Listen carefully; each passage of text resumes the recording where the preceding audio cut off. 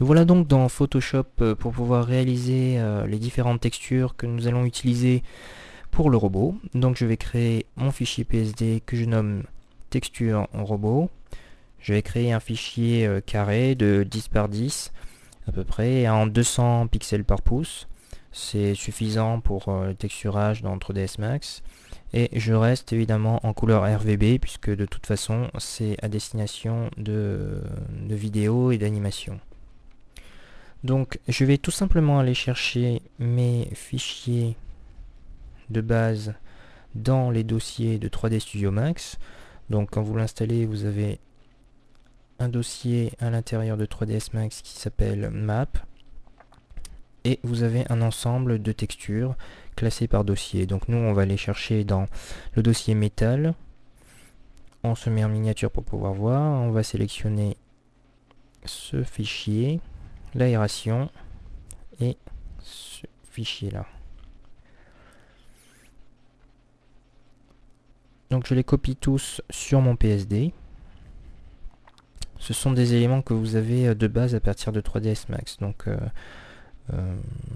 mais nous allons les utiliser en fait pour pouvoir recréer de nouvelles textures. Je vais en rajouter une qui est placée dans Concrete, donc qui s'appelle White Tilde, qui est en fait un joint de fenêtre, mais nous on va l'utiliser comme aération en fait. Donc je renomme mes calques correctement, à savoir la grille, la texture alu, le fichier qui va me servir de rouille et l'aération. Je vais commencer par créer ma texture de base qui va être la texture principale du robot, donc sans décoration, donc sans trou, sans aération. Donc je vais le placer de façon à remplir l'espace de mon fichier. Et comme j'ai agrandi mon fichier original, je vais lui attribuer le filtre bruit qui va me permettre d'effacer les imperfections générées par cette transformation. Et ça va me permettre aussi dans 3ds Max, lors de l'application de texturage, de renforcer le grain de la texture pour lui donner un peu plus de peps sur le rendu 3D. Je duplique mon fichier, mon calque rouille, pour pouvoir remplir la partie basse de mon fichier. J'élimine la jonction donc grâce au masque de fusion, comme ceci. Et je ne fais plus qu'un calque. Voilà. Qui va être ma base rouille en fait. Je vais rajouter à cette base ma texture alu. Donc de la même façon, je vais l'agrandir pour remplir l'espace de travail. La dupliquer et ensuite remplir le fichier. Ce fichier alu, je vais le mettre en lumière crue. Je vais enlever toutes les informations de couleur en utilisant le raccourci CTRL-U et en désaturant totalement l'image. Je baisse un peu l'opacité pour ne pas que ça soit le fouillis visuellement par rapport au texturage. Comme ceci, il faut que ça soit extrêmement léger.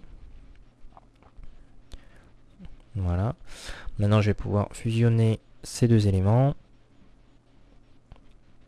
Donc, j'ai mon calque alu de près. Je le repasse en lumière crue. Et je vais aller chercher les noirs de la texture grâce aux courbes de niveau. Comme ceci. Voilà. Donc, j'ai ma base qui est prête. Donc, une base de texture vierge. Donc, je vais aller chercher dans Fichier, Enregistrer pour le web. Ce qui va me générer en fait un fichier JPEG optimisé, donc ça va rendre le calcul beaucoup plus rapide au niveau de la 3D. Donc en JPEG haut, 60% ça suffit amplement. Je vais donc enregistrer tous mes fichiers dans un dossier. Voilà. Un seul dossier texture, dans lequel je vais mettre l'ensemble de mes fichiers. Donc le premier, je vais l'appeler métal vierge pour pouvoir me repérer plus facilement dans 3ds Max par la suite. À savoir que nous allons utiliser à peu près 4 textures de métal. Donc maintenant nous allons passer à la seconde. Je vais tout simplement rajouter en fait les aérations sur ma base. Donc je prends mon calque grille. Je le place de la façon que je veux. Comme ceci. Je vais le mettre en incrustation pour pouvoir faire ressortir en fait la texture sous ce calque grille. Je vais doubler le calque grille, le laisser en normal mais en opacité réduite et en augmentant les zones de blanc. Voilà. Pour pouvoir l'intégrer au maximum. Je repasse le tout en lumière crue et je vais pouvoir dupliquer mon objet.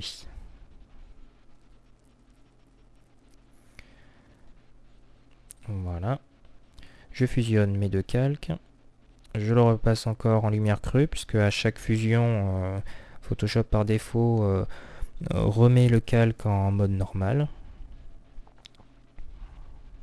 Donc je répète l'opération autant de fois que je veux d'aération sur mon fichier métal.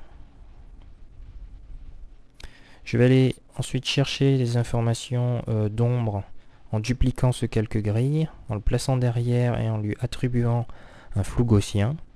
Donc ça va me permettre de faire un peu déborder de la matière autour de cette aération. Et j'irai le mettre donc en produit. Et je vais garder uniquement les informations qui sont autour. C'est-à-dire que maintenant je vais finaliser ce calque où il y a principalement de l'ombre. Je vais le finaliser à la gomme, c'est-à-dire je vais enlever les informations à l'intérieur des grilles, comme ceci.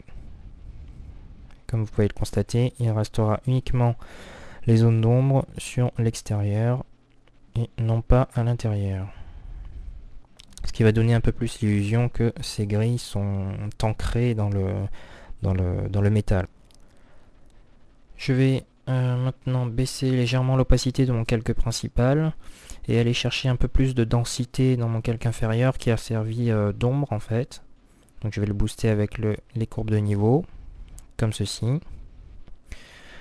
Et maintenant, pour l'intégrer plus à mon fond arrière, je vais aller chercher une autre texture qui va me permettre de mettre des altérations sur l'ensemble du fichier. Donc pareil, dans les dossiers 3ds Max, dans Metal, nous avons un fichier qui s'appelle Style PLT, que je copie dans mon PSD, et que je vais placer au premier niveau, comme ceci. Je l'agrandis. Ce calque va me permettre voilà, d'intégrer vraiment totalement les deux éléments et surtout de rajouter des informations sur les grilles qui va donner l'illusion que les 4 grilles ne sont pas issues du même fichier. Donc j'enlève les informations de couleur de ce calque et je vais le passer en mode produit. Et je vais aller chercher les informations en augmentant les contrastes grâce aux courbes de niveau. Et sur les grilles, vous pouvez constater les différences et les altérations de ce fichier. Donc, ce fichier, je vais le garder tout au long des procédures de texturage. Donc, je l'appelle bruit. J'enregistre enfin mon second fichier de texturage pour le web, comme tout à l'heure, en JPEG haut, 60%. Je vais l'appeler Metal Aération 1, puisque tout à l'heure nous allons faire un deuxième type d'aération sur la base de métal. Donc je peux masquer mes premiers fichiers. Je vais chercher mon calque aération que j'ai copié tout à l'heure. Et je vais le dupliquer de façon à faire une ligne qui traverse totalement le fichier. Comme ceci. Ce qui va me permettre, lors de l'application de texture dans 3ds Max, de créer soit des séparations sur des objets lisses, comme le bouclier qui n'avait pas d'aération. Donc je vais pouvoir lui appliquer cette texture et simuler des aérations. Je vais enlever les informations de couleur de ce fichier et je vais le placer en produit. Voilà, pour garder uniquement les trous. Je vais ensuite légèrement baisser la densité de l'intérieur. Je duplique ce calque aération et cette fois je vais aller chercher les informations de lumière. Donc je vais passer en lumière crue et je vais utiliser le masque de fusion pour enlever les informations qu'il y a au milieu, comme ceci. Voilà. Je vais baisser l'opacité pour pas que ça choque sur l'intégration avec la texture de métal derrière. Je fusionne les deux calques et je les passe en lumière crue. Et cette fois, je vais enlever toutes les informations, enfin un maximum d'informations de blanc pour pouvoir garder un gris léger, mais qui, comme vous le voyez, prendra la texture de l'arrière. Donc je vais pouvoir enregistrer ce fichier pour le web. Et ça va être mon deuxième fichier métal aération, donc numéro 2 cette fois. Je masque ce calque.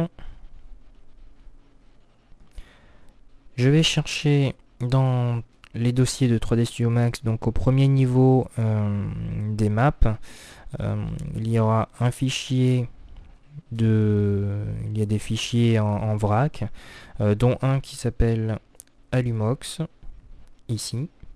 Donc une texture d'aluminium avec comme des gouttelettes qui ont séché, totalement grises. Je mets ce calque au-dessus de ma texture rouille. Voilà, je le baisse en opacité. Je le renomme Alu, lisse. Ça va me servir de créer une seconde texture métal, mais avec beaucoup moins d'altération. Car le premier, on a utilisé un fichier rouille où il y a pas mal de trous à l'intérieur. Là, on va créer un fichier un peu plus lisse en matière de texturage. Donc, comme tout à l'heure, je remplis mon espace de travail en dupliquant le calque et en le retournant et en ne faisant qu'un seul calque. Je vais dupliquer mon calque rouille, mais cette fois, il va me servir à coloriser mon calque alu lisse. Donc, je le place juste au-dessus et je lui attribue l'option couleur. Je le baisse en opacité pour éliminer un peu la saturation, comme ceci. Et je vais pouvoir enregistrer cette deuxième texture vierge de métal, comme tout à l'heure pour le web. Donc je vais l'appeler métal vierge 2.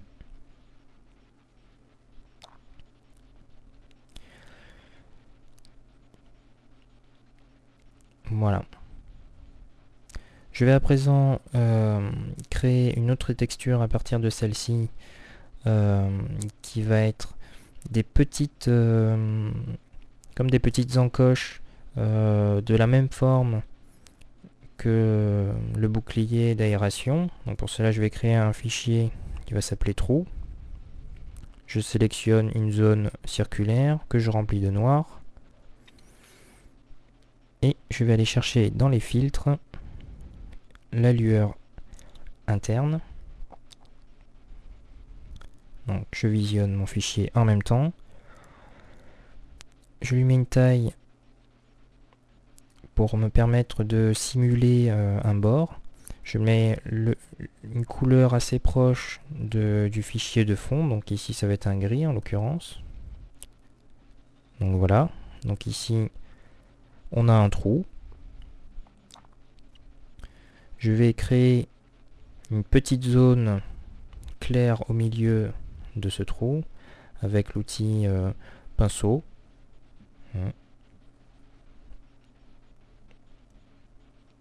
baisser au maximum. Voilà. Faut pas qu'on confonde avec une lueur.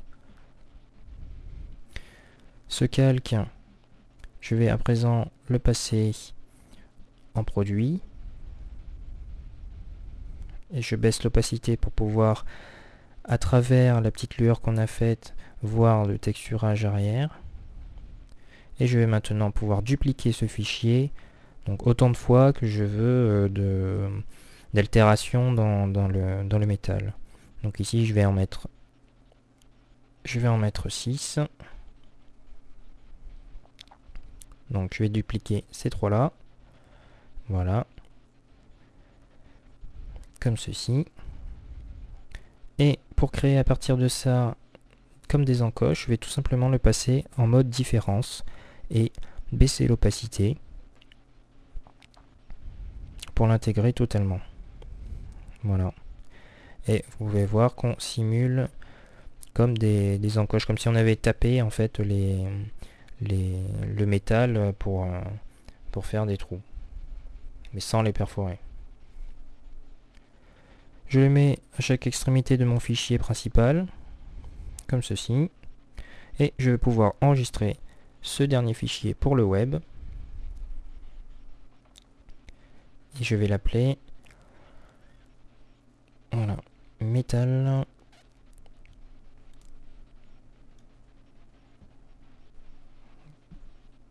trou. Voilà, maintenant qu'on a l'ensemble de nos fichiers pour les textures, toutes les textures métal, je vais rester sur ce PSD et je vais tout simplement regrouper tous les éléments qui m'ont servi à faire ce texturage dans un dossier que je vais appeler texture métal, où je vais glisser l'ensemble de mes calques. Et maintenant nous allons pouvoir réaliser le dernier fichier de texture qui sera celui qui sera attribué à la vitre de la lampe, en fait, cette lueur orange-jaune. Donc je crée un nouveau dossier que j'appelle lumière, dans lequel je mets un nouveau calque que je nomme couleur. Je vais chercher toujours dans 3D Studio Max, mais dans le dossier Planétarium, un fichier qui s'appelle CloudMap, qui ressemble à ça. Habituellement utilisé pour faire la planète Terre en fait. Donc ici on va l'utiliser autrement. Je l'agrandis donc de façon à recouvrir totalement mon fichier de travail. Voilà. Attention à bien garder le calque bruit tout à l'heure, que l'on a créé tout à l'heure. On le garde pour l'ensemble des textures. Ça va les rendre plus homogènes sur l'ensemble. Donc évidemment ce n'est pas trop la couleur que je désire avoir. Donc c'est pour ça que je repasse mon calque couleur au-dessus. Et dans le sélecteur, je vais sélectionner un jaune vif et un rouge en couleur arrière. Je vais remplir mon calque couleur d'une zone blanche. C'est obligatoire, c'est obligatoire pour pouvoir appliquer le filtre nuage. Voilà. Sinon il ne fonctionne pas si la zone est vide. Donc ici vous voyez que le filtre nuage a pris en compte les deux couleurs que j'ai sélectionnées. Je passe ce calque en lumière crue pour pouvoir faire apparaître le texturage arrière. Je crée un second calque qui va me permettre de créer une espèce de dégradé de l'extérieur vers l'intérieur. Donc ce calque je vais l'appeler ombre. Et je vais utiliser un dégradé en utilisant exactement les mêmes couleurs que j'ai sélectionnées. Donc je garde le sélecteur tel quel. Je vais chercher mon outil dégradé, mais en dégradé des deux côtés. Voilà, on obtient ceci. Et ce calque, je vais le passer tout simplement en lumière crue, en le baissant en opacité, car il est un peu vif. Donc vous voyez qu'à partir de là, on peut avoir quand même une certaine luminosité à partir de cette texture. Ça va être un premier Une première approche avant de booster cette texture de lumière dans 3D Studio Max. Je duplique mon calque texture que je place au premier niveau. J'enlève toutes les zones de couleur et je vais chercher les zones de blanc. Ensuite, avec le masque de fusion, je vais garder uniquement les informations au centre de l'image. Et en plaçant ce calque en superposition, en opacité moindre, j'aurai quelques reflets blancs au milieu de la texture. Voilà. Ce qui va me permettre de garder cette idée de dégrader d'extérieur vers intérieur. Donc j'enregistre enfin pour le web de la même manière et je nomme ce fichier lumière. Et nous avons réalisé l'ensemble des textures dont nous avons besoin pour le texturage dans 3D Studio Max.